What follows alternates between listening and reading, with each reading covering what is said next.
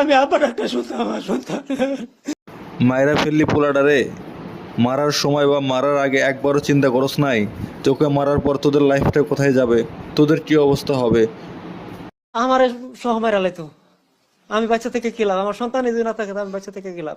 একটা হাত তো ভেঙে দিত, দুইটা হাত তো ভেঙে দিত, খালি মুগ্ধ আমার সাথে কথা বললে আমার আব্বা করে ডাক দিত, আমি আব্বা ডাকটা শুনতাম আমার সন্তান।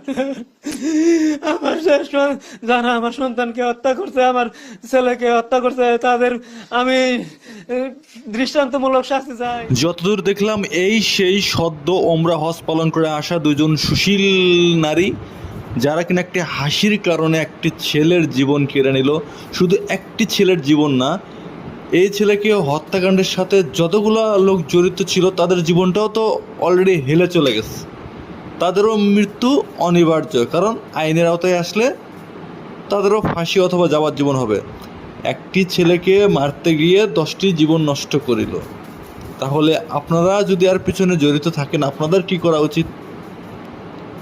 যতদূর শুনলাম শুধু নাকি একটা হাসি দিয়েছিল, কুৎসিত কিছুই বলে নাই।